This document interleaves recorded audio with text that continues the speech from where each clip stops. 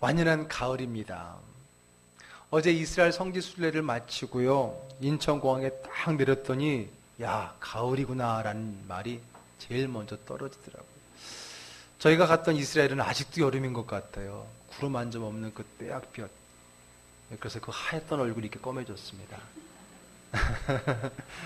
다 타고 굉장히 거기 더웠는데 한국에 딱 도착하니까 벌써 가을 바람이, 잠깐 사이에 그 두 계절의 변화를 아주 절실히 경험을 했었습니다. 여러분, 가을하면 떠오르는 많은 것이 있는데 그 중에 하나가 또 어릴 적 경험했던 가을 운동회입니다. 어릴 적 초등학교 가을 운동회는요, 정말 가족 잔치였고요, 더 나아가서 동네 잔치였었습니다. 일찍부터 엄마들은요, 운동회에 싸갈 김밥을 준비하시니라 새벽같이 일어나서 김밥을 말고 계셨고요, 또 달걀도 삶고 달걀과 어울리는 사이다도 미리 준비되어져 있었고요, 또 아이들은 오랜만에 책가방 없이 체육복 그리고 모자 쓰고 일찍 학교를 갑니다. 학교길에는 벌써부터요, 솜사탕 아저씨, 아이스크림 파는 아저씨들이 와서 자리를 잡고 계십니다. 학교 운동장에는 망국기가 걸려서 펄럭이고 있고요, 운동장은 새하얀 줄들이 거여 있고 또 트랙을 알리는 표시들로 가득 채워져 있지요. 전교생이 나와서 우리 교장 선생님의 개회 선언을 듣고 난 다음에 이제 국민체조를 합니다. 그렇죠? 체조를 딱 끝나고 나면은 이제 그 많은 학생들이 양옆으로 쭉 두 팀으로 갈라집니다. 바로 청팀과 백팀, 청군, 백군으로 갈라지죠. 제가 다니던 학교는 아마 다 그랬을 거예요. 체육복이 하얀색이었습니다. 모자도 하얀색인데 그거를 뒤집었으면 청색이 됩니다. 그랬었죠, 다. 그래갖고 백군은 백색으로 쓰고 뒤집으면은 청색이 되니까 청군은 뒤집었습니다. 간혹 개구장이 남학생들은 반반 씁니다. 이렇게 창을 머리 위로 벼슬처럼 오게 하고 이쪽은 하얀색, 이쪽은 파란색. 저도 그렇게 써봤습니다. 그렇게 장난을 치기도 하고요. 그렇게 청군과 백군으로 나누어서 이제 운동을 하게 됩니다. 강단 맨 앞에는요, 큰 칠판이 있어서 청군, 백군 점수를 쓰는 안이 있습니다. 그 점수에 의해서 많은 학생들이 기뻐하기도 하고 슬퍼하기도 하죠. 특별히 행사로서 학생들이 준비한 여러 퍼포먼스가 펼쳐지는데 그때는 그걸 많이 했어요. 꼭두각시 춤, 꼭두각시 춤도 추고요. 또 남학생들은요, 곰봉체조라는 게 있습니다. 아세요? 볼링핀 같이 생긴 두 나무를 가지고 거기다 이렇게 반짝이를 붙이고 숯을 달아서 그걸 움직이면서 체조를 하는 곰봉체조. 또 그런 체조도 했던 기억이 나는 것 같습니다. 그리고 팀 경기 아닌 개인 경기가 있는데 달리기입니다. 그렇죠? 몇몇이 쭉 줄 서가지고 몇몇이 준비 딱 해서 출발을 시키죠? 그러면 출발 결승선에는 3명의 선생님이 도장을 갖고 계십니다. 무슨 도장이지요? 1, 2, 3등 숫자가 있는 도장을 가지고 팔뚝에다가 딱 찍어줍니다. 그러면 그거 찍힌 아이들은 끝나고 나서 보여주면은 거기에 맞는 노트나 연필을 받습니다. 저도 1등은 아니었어도 2, 3등은 주로 했던 것 같아요. 그래서 노트나 연필을 받았던 기억이 나기도 하고요. 그리고 이제 청군과 백군으로 나누어서 여러 가지 경기를 하게 됩니다. 주로 어떤 경기 하셨나요? 박토트릭 해보셨죠? 공 굴리기 해보셨죠?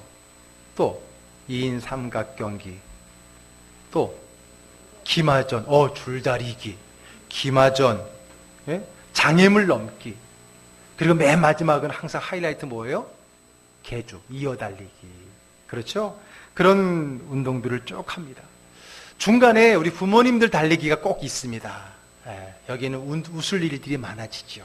우리 부모님들이 오랜만에 달리는데 마음은 저기가 있는데 몸은 여기 있다 보니까 넘어지는 일이 꼭 발생을 합니다. 그럼 넘어지는 그분은 그날 이제 스타가 되기도 하고요. 달리면서도 허리춤이 내려가는 바람에 붙들고 달리시는 분도 있는가 하면 여러 가지 재미있는 상황이 벌어지는데 그 사람들이 다 우리 같은 동네 사람들이니까 다 알죠. 재미있는 그런 동네 잔치가 열려지게 됩니다. 점심시간에는 여기저기 그늘에 앉아서 자리를 펴고 가족끼리 식사를 하게 됩니다. 소풍은 학생들끼리만 가는 거지만은 이 가을 운동에는 그래서 온 가족이 아니 나아가서 온 동네 사람들이 함께하는 마을 잔치와도 같았다라고 하는 거죠. 그런데 이 마을 잔치와 같은 이 가을 운동회에서 마치 우리 신앙생활의 모습의 단면들을 찾아볼 수 있게 됩니다. 그래서 저는 이 가을 10월 달에 가을 운동회라는 주제를 가지고 가을 운동회 속에서 벌어지는 여러 가지 일들을 통해 우리의 신앙생활을 한번 엿보고 거기에 대한 하나님의 말씀을 들은 그런 시간을 가지려고 합니다. 오늘은 그 첫 번째 시간으로서 청군과 백군입니다. 청군과 백군. 여러분은 어릴 적 운동하면 꼭 청군하고 백군으로 나눴었죠. 그렇죠? 왜 꼭 청군과 백군, 청백전을 할까요? 그건 아마 우리나라의 여러 가지 상징적인 짐승들 가운데 청룡하고 백호 때문에 그럴 거예요. 그렇죠? 그래서 좌청룡 우백호라는 말도 있잖아요. 청룡과 즉 파란 용과 하얀 호랑이, 백호. 그게 이제 상징적인 거고 그 둘의 싸움을 청백이 되고 그래서 우리가 흔히들 청군과 백군으로 나누는 게 대부분 우리나라의 스타일의 모임일 겁니다. 그래서 우리 운동회 때 항상 응원을 하면은 청군 이겨라, 백군 이겨라. 또 청군과 백군이 싸우면 언제든지 자기네 팀 청군이 이긴다, 혹은 백군이 이긴다. 그렇게 응원도 불렀었죠. 자, 그럼 여러분 생각해 보세요. 이렇게 청군과 백군을 나누지 않는 단일팀의 운동회는 재미가 있을까요? 아니, 그게 운동회일 수 있을까요?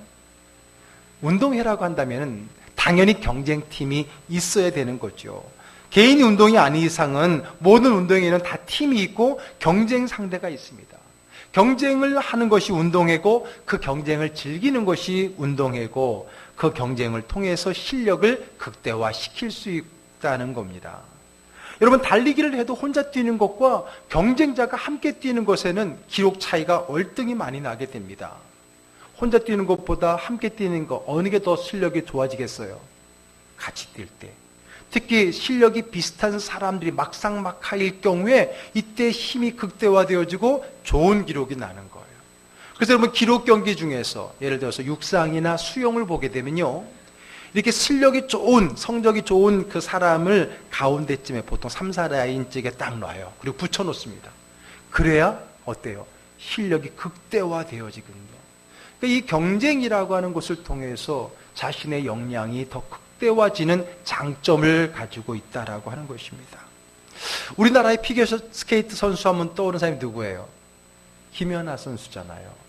그 김연아 선수가 아무도 밟아먹지 못한 이 동양으로서, 우리나라 사람으로서, 동양인으로서 큰 점수도 많이 했는데 거기에는 여러 가지 이유가 있지만은 또 하나의 이유가 뭐냐면 그와 비슷한 경쟁자가 하나 있었기 때문이에요. 누구죠? 맞아요. 일본의 아사다 마오. 같은 90년생 동갑. 주니어 시절부터, 어릴 때부터 늘 국제대회에서 만나게 되는 그 두 경쟁자가 그들의 실력을 더 한층 끌어올렸다라고 분석해도 크게 나쁘지 않을 정도로. 그러므로 이 경쟁이라고 하는 것은 오히려 그들의 역량을 극대화시킬 수 있는 그러한 좋은 효과를 볼 수 있다라고 하는 것입니다. 청군과 백군이 있다는 것, 경쟁자가 있다는 것은 그 일의 능률과 효과를 높일 수 있는 긍정적인 수단이라고 하는 겁니다. 신앙생활도 마찬가지입니다. 혼자 하기보다는 함께 하되 선의의 경쟁을 통해서, 서로의 경쟁을 통해서 더 우리의 믿음이 극대화되는 것을 많이 보게 됩니다. 여러분, 1세기 초대교회 안에서도요, 이러한 두 라이벌과 같은, 경쟁자와 같은 사람이 있었어요. 마치 청룡과 백호, 청군과 백군처럼. 누구냐면 바로 베드로와 바울입니다. 초대교회 큰 두 기둥이라 그럴까요? 거목이라 그럴까요? 두 사람, 바로 베드로 사도와 바울 사도입니다. 예수님 이후의 행적, 사도들의 행적인 사도행전을 보게 되면 그래서 이 두 인물이 거의 주인공이에요. 예수님 사후니까. 그래서 특별히 사도행전 전반부는 베드로가 주인공이라면 후반부는 바울 사도가 주인공인 것을 볼 수 있습니다. 자, 그림 하나를 보도록 하겠습니다. 자, 이 그림은 엘 그레코라고 하는 그리스 출신의 스페인 화가가 그린 사도 베드로와 사도 바울이라는 그림이에요. 자, 여러분 딱 보니까 누가 베드로고 누가 바울인 것 같아요? 자, 베드로는 누군 것 같아요? 왼쪽. 오른쪽은 바울. 왜 그렇게 보셨어요?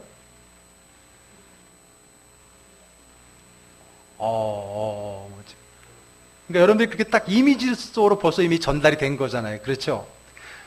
그림이 좀 약간 선명하지가 않은데 왼편에 있는 게 베드로가 맞아요. 근데 왼편에 베드로의 손이 왼손이 밑으로 내려와 있는데 여기서 잘 안 보이네요. 거기에 열쇠가 있어요. 열쇠를 잡고 있어요. 전통적으로 베드로를 그리거나 베드로 상을 조각할 때는 이 사람이 베드로다라는 것을 보여주기 위한 그 장치가 있는데 그게 뭐냐면 열쇠입니다. 베드로 하면 열쇠예요. 왜요? 네, 천국 열쇠를 받았잖아요. 마태복음 16장에 주는 그리스도시요 살아계신 하나님의 아들이십니다는 위대한 고백을 듣고 야, 너의 이름을 내가 이제 반석이라 하겠다.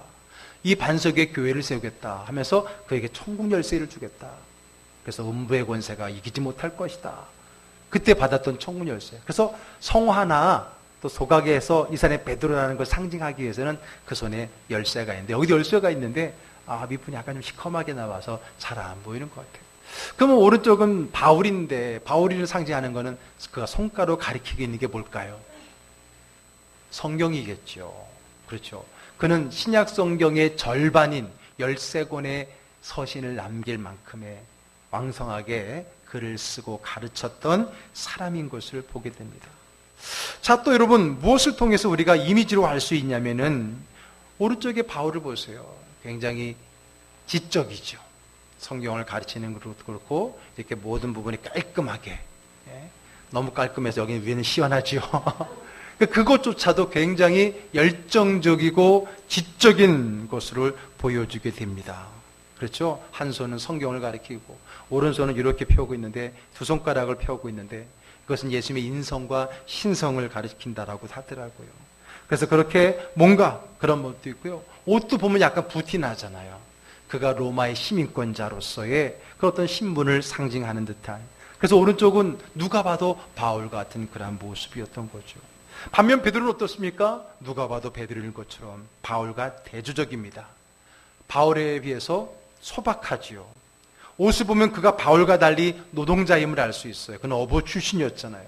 손도 보세요. 바울 사도는 흰손인데 베드로의 손은 어때요? 검적해 그을린 그러한 손인 것을 보게 됩니다. 그러나 그의 눈빛을 보세요. 굉장히 차분해 보이고요. 오른쪽에 바울이 정열적이고 지적이고 강하다면은 왼쪽에 있는 베드로는 굉장히 푸근한 옆집 아저씨와 같은 그러한 모습으로, 그래서 누구든지 품을 수 있는 그러한 넉넉한 마음까지 담고 있는 모습이 베드로인 것을 우리는 한 번에 알아차릴 수 있어요. 그런데 놀라운 건요, 이렇게 서로 이미지부터가 확연히 다른 이 두 사람이 한 군데에 한 화면에 잡혀 있는데도 불구하고 전혀 어색하지 않다는 거예요. 어색하지 않다는 건 뭐예요? 잘 조화를 이루고 균형을 갖고 있다라고 하는 겁니다. 서로 다른 이 둘의 모습이 어색하지가 않아요. 이 둘의 갈등이 보이지 않아요. 그들은 한 곳 같은 시선을 보고 있기 때문이기도 하고요. 이렇게 서로 위치가 다르지만 손이 서로 교차하면서 손이 한 곳에 이렇게 모여져 있잖아요. 그렇죠? 서로 다르지만 서로 다른 색깔의 손이 서로 한 곳에 교차되면서 그들이 하나로 어우러진 모습을 우리가 보게 됩니다. 그래서 이 그림을 그린 그레코라는 그 사람은 이 두 사람을 아주 특징을 잘 잡아 그리면서 누가 더 뛰어나냐를 말하고 싶은 것이 아니라 이렇게 서로 다른 두 인물이 이렇게 한 화면에서 조화롭게 균형을 이루고 있다는 것을 보여주려는 것은 아니었을까요? 우리도 그 사진을 통해서, 이 그림을 통해서 그를 보고 있다라고 하는 겁니다. 그렇습니다. 우리가 알듯이 이 두 사람은 여러모로 대조적입니다. 이게 겉모습만도 아니죠. 베드로는 예수님의 공생애를 같이 한 측근 제자인 데서 반해 바울은 어때요? 늦게, 우리 말하면 늦게 예수 믿은 사람이죠. 성경에는 그와 예수님을 대면한 장면이 하도 없으니까 아마 없을 거라고 봅니다. 그러나 예수를 믿는 사람들 오히려 핍박했던 그런 사람이었었죠.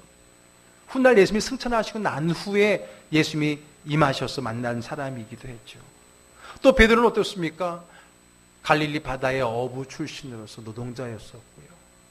바울 사도는 로마의 시민권을 가졌고 당시 국제도시인 길리기아 다소 출생으로서 철저한 랍비 교육을 받은 바리새인, 굉장히 지식인이었습니다.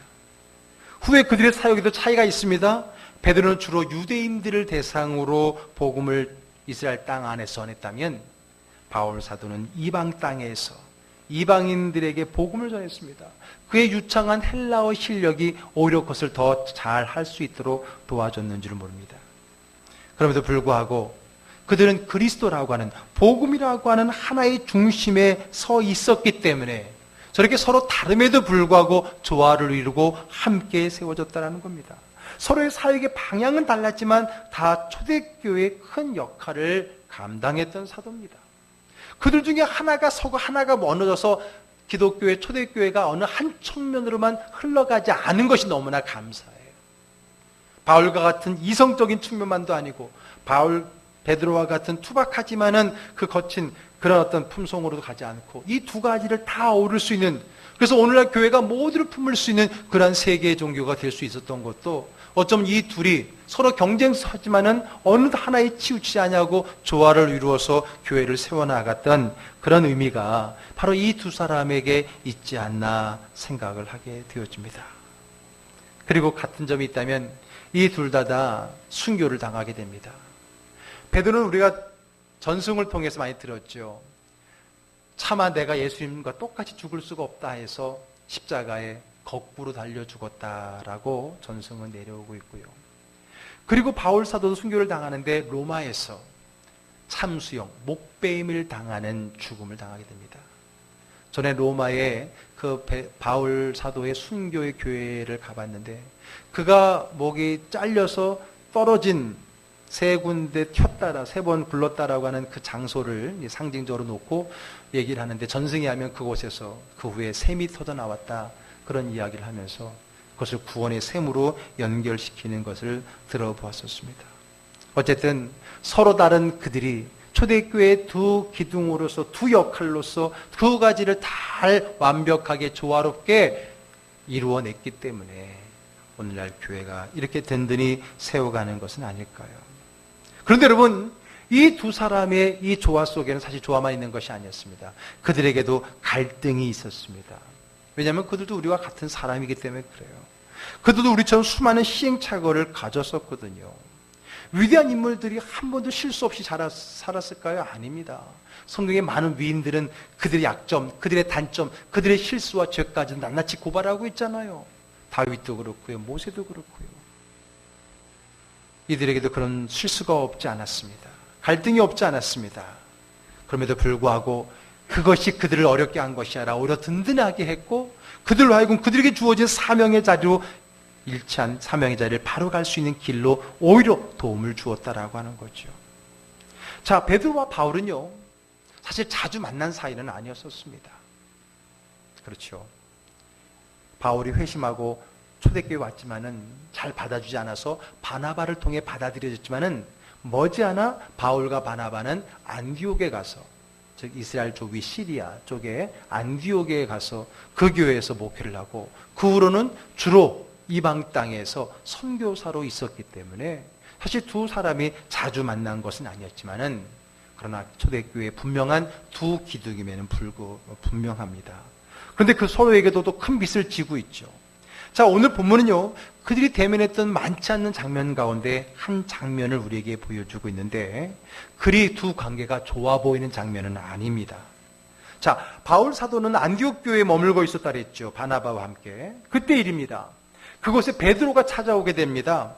왜냐하면 이 안디옥 교회가 이방 교회임에도 불구하고 굉장히 든든히 세워져 가고 있었고, 이 안디옥 교회의 특징은 그곳에서 처음으로 그리스도이란 이름이 생겨났다 했잖아요. 사람들이 그리스도이라고 별명을 붙여주기 시작했던 교회가 안디옥 교회고, 최초로 이방 선교사로 파송을 했던 교회가 안디옥 교회입니다. 그러니까 모교인 예루살렘 교회가 있지만 안디옥 교회가 어쩌면 이 사역적으로나 선교 쪽에 있어서는 더 왕성하게 활동을 했던 거죠. 자, 그런 소식을 듣고 이제 그들을 베드로가 찾아오게 된 거예요. 그런 사역 현장을 살펴보기도 하고 또 격려하기도 하기 위해서 그것을 방문했던 겁니다. 물론 안디옥 교회도 기쁘게 받아들였죠. 생각해 보세요. 예수님의 수제자고요, 초대교회 모교의 대표라고 할 수 있는 바울이 왔으니까 얼마나 그들이 기뻤겠습니까? 바울을 맞이해서 크게 잔치를 베풀고요. 우리 지난주에 드린 예배처럼 잔치 예배를 드리고 있었을 겁니다. 물론 안디옥 교회의 특징은요, 이방인들로 구성된, 물론 이방인들만 있는 건 아닙니다. 유대인들도 있었죠. 어쨌든 이방인들과 함께하는 그러한 식탁에 오늘 베드로도 허물없이 함께 식사를 하고 있었다는 거예요. 왜냐하면 이미 베드로의 마음속에는 유대인과 이방인의 차별이 무너진 상태였거든요. 고넬료의 가정에 가기 전에 사도행전 10장에서 그가 환상 가운데 하나님이 깨끗하게 하신 것을 네가 왜 더럽다 하느냐라는 환상을 통해서 그가 이방에 대한 편견을 깨고 고넬료의 가정에 가서 말씀을 증거할 때 성령이 임한 것을 경험했잖아요. 그러니까 이미 베드로는 이방인들과 허물없이 복음을 나누고 식탁도 나눌 수 있는 사람이었었습니다. 그래서 안디옥 교회에 와서 안디옥 교회 이방인 성도들과 함께 식탁을 나누는 것을 그렇게 껄끄럽게 여기지 않았어요. 이방인들도 기쁘게 정말 말로만 듣던 그 베드로 사도와 함께 식사를 하니 얼마나 기쁘고 즐거웠겠습니까? 그런데 그 식탁의 자리에 갑자기 찬물을 끼얹는 생한 바람이 붑니다. 왜냐하면 뒤이어서 예루살렘 교회에서 사람이 왔거든요. 당시 예루살렘 교회의 리더는 누구였냐면 야고보였습니다. 그 야고보는 예수님의 제자 야고보가 아니라 예수님의 동생 야고보입니다. 예수님의 형제들도 이제 부활 이후에 이 사도 계열에 들어오게 되고 초대교회에 큰 역할을 하는데, 엄밀히 말하면 그 야고보가 총회장 역할 같은 걸 감당하게 됩니다.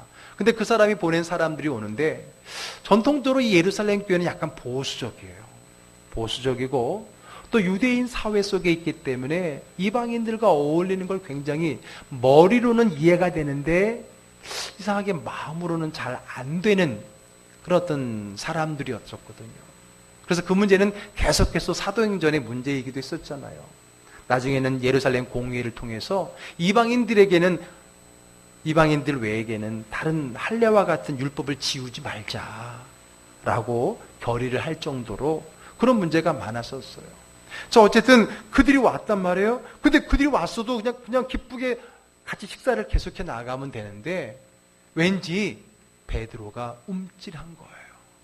이방인들과 함께 이렇게 식탁을 나누는 것이 마치 그들에게 책 잡히는 일이 될 거라는 생각이 착 드는 거예요.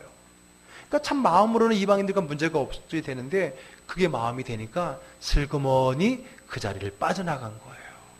그 장면이 보이게 되면 좀 약간 책 잡히게 될 것 같아서 슬그머니 빠져나가게 되고, 오늘 성경에 보니까 바나바조차도 슬그머니 그 자리를 빠져나갔다라고 하는 겁니다. 네? 유대인들도 살살 자리를 피게 됐던 거죠. 자, 그랬을 때 그 장면을 본 바울 사도 성격이 어때요? 불같은 사람이잖아요. 그 장면을 보고서 그 불같은 그의 성격에 한마디 한 겁니다. 감히 바울 사도가 감히 예수님의 수제자고 초대교회의 대표적인 인물인 베드로에게 쉽게 말하면 질책을 하고 있는 겁니다.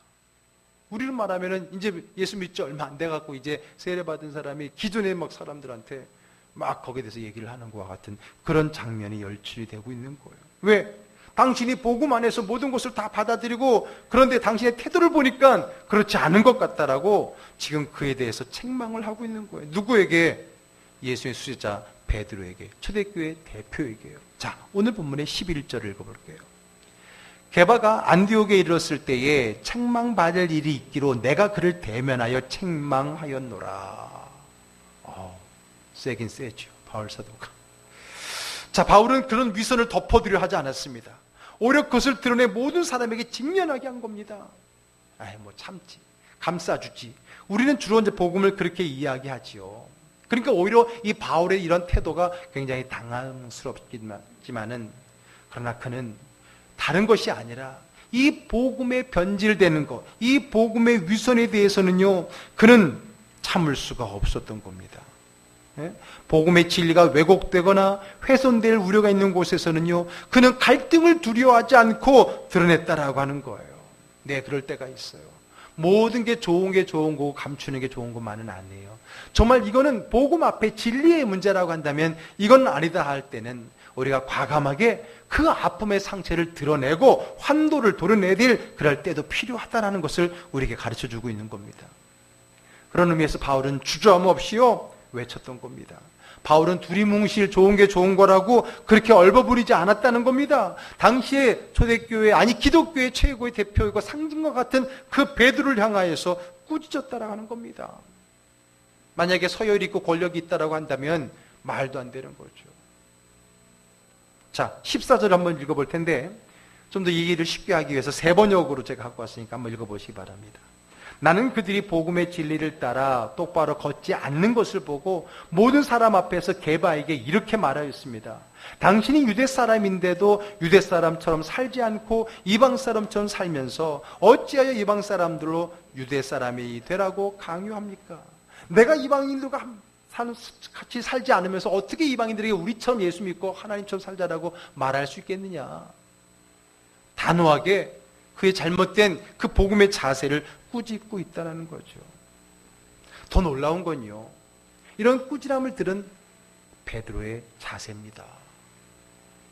사실 베드로를 꾸짖는 바울도 대단하고 용기 있는 사람이지만 더 놀라운 것은 그 꾸지람을 책망을 받고 그것을 잘 받아내는 그 베드로 또한 역시 위대한 인물이 많습니다.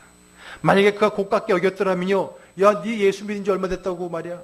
내가 누군지 알아? 내가 베드로인데. 뭐 이런 서열을 따지고 사도의 순서, 요즘 말하면 안수, 너 몇 년도 안수 받았어? 뭐 이런 걸 따지기 시작하면요, 안 되는 거죠. 여러분, 성도들로 말하면 너 세례 언제 받았어? 너 몇 년 예수 믿었어? 너 직분이 뭐야? 어디 감히 말이야, 장로한테, 목사한테, 권사한테 이런 얘기에 대해 마음들이 우리 안에 불현듯 일어날 수 있잖아요. 물론 베드로도요, 마음이 아팠겠지요. 부끄럽기도 했겠고요. 꼭 그렇게까지 사람들 앞에서 얘기를 해야 됐나? 한편으로는 자기도 화가 날 수 있었겠습니다만, 그러나 베드로는요, 역시 훈련됐어요. 매를 맞을 줄 아는 사람입니다. 만약에 여기에서 바울과 베드로의 큰 갈등이 돼서 어쩌면 여기서 초대 기도회가 둘로 나눠져 버렸다면, 두 파가 되어버렸다면, 바울파, 게바파, 실제적으로 고린도 교회는 그 사람들 서로 좋아하는 무리들이 있었지만 이것이 아예 초대교회에 만약에 두 부류가 되어버렸더라면요, 어떻게 됐겠습니까? 역시 베드로는 그 장면을 잘 받아들이게 됩니다. 잘 받아들이게 되고요, 그동안에는 바울 사도가 베드로에게 빚진 자였다면 이제는 베드로도 바울에게 그 쓴소리를 듣고 자신을 돌아보는 기회, 오히려 자기가 이제는 바울에게 큰 은혜와 도움을 받았던 그러한 자리를 갖게 되어집니다. 그렇다고 해서 그 두 사람이 그 후로 계속 같이 한 사역 안에 있던 건 아닙니다. 그들은 그들 나름대로의 색깔을 가지고 사역을 하죠. 우리가 알다시피 바울 사도는 이방인 선교사로, 그리고 베드로는 유대인 복음 전도자로서의 역할, 사역의 내용과 그리고 서로의 영역은 다르지만 그런데도 불구하고 각자의 자리에서 꼭 필요한 두 인물들로 세워져 가고 있었다라고 하는 겁니다. 여러분, 오늘의 제목이 천군과 백군이에요. 그게 우리 신앙생활에 뭐가 중요하냐는 얘기를 하고 있는 거예요. 여러분, 우리 신앙생활이 다 같을 필요는 없어요. 우리 모두가 다 백군이거나 다 청팀이면 재미없어요. 우리 안에 천군도 있고 백군도 있고, 저는 홍팀인데요, 좋아요, 홍팀도 있고요. 여러 가지 색깔을 가진 다양성이 교회 안에 존재한다는 거예요. 중요한 것은 그 다양성이 함께 어우러져 전혀 다르지만 전혀 어울릴 것 같지 않은데 그것이 모였을 때 조화를 이루어서 마치 베드로와 바울과 같이 전혀 다르지만 그들을 한 자리 놓았을 때 왠지 균형이 보이고 왠지 그 안에 조화를 이루어서 어느 한 곳에 치우침이 없는 건강한 공동체를 세워갈 수 있었던 이유가 된다는 겁니다. 앞에도 말씀드렸지만은 경쟁자가 있을 때 내 능력이 극대화될 수 있다고 했습니다. 신앙생활도 마찬가지예요. 경쟁이 있어야 돼요. 그냥 우리는 그걸 그냥 경쟁이라 안 그러고 믿음의 경주라고 하고요, 선의의 경쟁이라고 하는 겁니다. 선의의 경쟁. 저는 가끔 그런 얘기 합니다. 여러분, 직분에 너무 욕심 부리지 맞아요. 그러나 여러분, 직분에 거룩한 욕심은 가져야 돼요. 적어도 직분에 대한 그 예수님이, 하나님이 주신 그 직분에 대한 마음이 있다면 그것 또한 거룩한 욕심을 가지고 경쟁을 하고 믿음의 앞에 서기 위해 애써야 되는 거예요. 12명의 제자들도 다 나름대로 예수님 앞에 거룩한 선의 경쟁을 했던 거고 초대교회도 마찬가지라는 겁니다. 물론 그것 때문에 서로 간에 나누어져 싸우고 그것 때문에 분열을 조장하라는 게 아니죠. 그러나 모든 것에는 경쟁이 있어야 되고 그 경쟁 속에서 서로 조화를 이루어 가야 된다는 겁니다. 우리 안에는 다양한 팀이 있는 거예요. 다양한 색깔이 있고 다양한 자기의 영성의 색깔이 있다라고 말씀을 드렸지 않습니까? 그러나 서로의 다름을 인정하고 함께 어우러질 때 건강한 공동체가 되는 것입니다. 모두가 바울일 수는 없습니다. 모두가 베드로일 수는 없습니다. 모두가 총군일 필요가 없습니다. 모두가 백군일 필요가 없습니다. 팀이 없다면 그 운동에는 재미도 없고 그건 운동회도 아닙니다. 우리 모두가 다 같다면 그건 교회가 아닙니다. 선교 단체이지. 같은 목적으로 모인 선교 단체지. 교회라고 하는 것은 모름지기 가족과 같아서 엄마가 있고 아빠가 있고 아들이 있고 딸이 있고 아버지가 있고 자녀가 있고 형제가 있듯이 교회는 다양한 성향의 다양한 믿음의 수준의 다양한 영적인 색깔의 사람들이 함께 모여서 경쟁을 하는 것지만 서로 조화롭게 함께 성장하는 것이 교회인 줄로 믿습니다. 아멘. 그래요. 어디 두 파만 있겠습니까? 그런데 여러분 오늘 보니까 바울과 베드로가 그런 차이가 있는데 여러분들은 어느 쪽에 가까우세요? 바울이 가까워요? 베드로가 더 가까울까요? 그랬더니 어떤 사람은 저는 도마인데요. 저는 의심이 많아요. 도마도 필요하죠. 도마도 필요하죠. 여러분 그런 공동체가 건강한 공동체라고 하는 겁니다. 다름을 인정하고 다름으로 선의 경쟁을 할 때 그 공동체는 한쪽으로 치우치지 않고 건강한 공동체가 되는 거예요. 정말 안타까운 것은요. 요즘에 우리나라가 너무 좌우 진보와 보수의 갈등이 너무 심해요. 똑같은 사건을 가지고도 전혀 다르게 해석을 해내는 걸 보면은요. 결국은 뭐를 보더라도 그렇게 볼 수밖에 없어요. 앞으로 어떤 사건이 발생해도 결국은 이쪽과 이쪽이 내놓는 그 해석은 다릅니다. 기대하지 마세요. 기대하지 마세요. 절대로 같아지지 않습니다. 여러분 밤중에 제일 쓸데없는 게 백분 토론, 심야 토론, 밤샘 토론 이게 제일 쓸데없는 겁니다. 저는 그 토론을 하면서 상대방이 설득돼서 아침에 알겠습니다라고 말하는 거 한 번도 못 봤어요. 100분 내내 밤샘 내내 자기 얘기만 하다 끝나지 상대방 얘기 듣고 그렇네요 라고 인정해 준 거 한 번도 못 봤어요. 그래요. 정치인들은 이것을 조장하고 그것을 즐깁니다. 정치인들은 즐겨요. 왜? 그것을 통해서 자기 당의 색깔을 드러내게 되는 거고 그것을 통해서 자기 세력을 결집시키려고 하는 수단으로 사용하고 있기 때문에 그래요.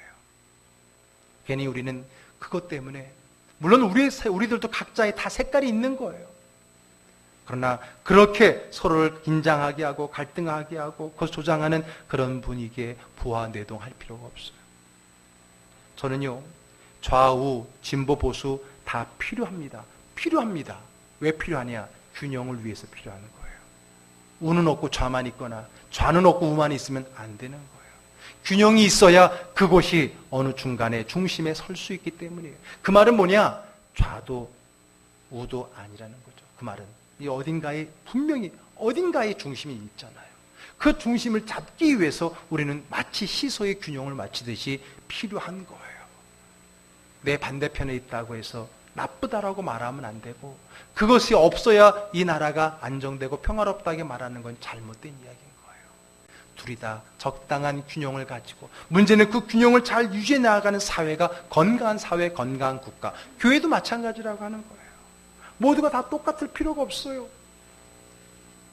다양한 성도들이 모여서 다양한 색깔을 가지고 조화를 이루고 우리의 한 사람 한 사람은 아니겠지만 우리가 함께 모일 때에 그 균형의 어느 중심점, 무게 중심이 우리의 진리일 것을 믿음으로 기대하면서 각자의 그 자리에서 균형을 맞춰주는 성도들로 구성될 때에 우리 교회는 건강한 교회가 되는 것입니다. 청군과 백군이 있어야 돼요. 저희 때는 홀수반, 짝수반 아마 그렇게 나눴던 것 같아요.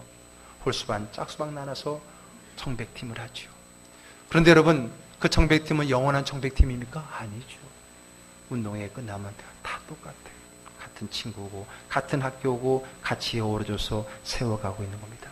그러나 그런 청백팀을 나눔을 통해서 각자의 자리에서 선한 경쟁을 통해서 우리의 믿음을 극대화시키자는 거예요. 우리 교회도 전도회가 있고 목장이 있고 다양한 봉사기관이 있어요. 그것이 서로의 이기적으로 분열되는 것이 아니라 서로의 건강한 경쟁을 통해서, 거룩한 경쟁을 통해서 우리의 믿음을 극대화시키자는 거예요. 나는 마음이 좋아. 다 하세요. 성경 퀴즈대회 때 우리는 다 베풀겠습니다 하고 1시간 내내 멍하게 앉아있지 마세요. 열심을 가지고 결과는 나중이더라도 어쨌든 그 목표를 정해서 우리 목장이 이번 성경 퀴즈대회 때 한번 1등 해보자는 목표는 있어야지. 그런 경쟁이 있어야 서로 간의 선의 경쟁이 되는 것 아니겠어요. 그러면서 내 믿음의, 내 신앙이, 내 실력이 향상될 수 있다라고 하는 겁니다. 교회도 마찬가지입니다. 교회는 여러 사람이, 다양한 사람이 모이는 겁니다. 다양한 사람이 모이기 때문에 교회입니다. 그런 색깔을 가지고 천군, 백군이지만은 그러나 서로 함께 그리스도를 향하여, 표대를 향하여 함께 경쟁하고 때로는 함께 단합하여서 함께 나아간다면 우리는 정말 하나님이 기뻐하시는 그 성숙의 자리로 빠르게 다가갈 줄로 분명히 믿습니다. 저는 우리 초대교회, 우리 기독교의 출발이 이 서로 다른 두 위인들을 통해서 이 두 가지 측면을 다 갖추고 세워졌다는 것에 대해서 얼마나 감사한지 몰라요. 바울만도 아니고 베드로만이 아니고 그들의 조화 속에 성장하고 시작됐던 이 기독교의 이 전통을 우리가 잘 이어가서 우리 즐거운 교회도 함께 힘있게 경쟁력 있게 앞서가는 우리 즐거운 교회 되기를, 또 여러분 되기를 주의 이름으로 축복합니다. 아멘. 기도하겠습니다.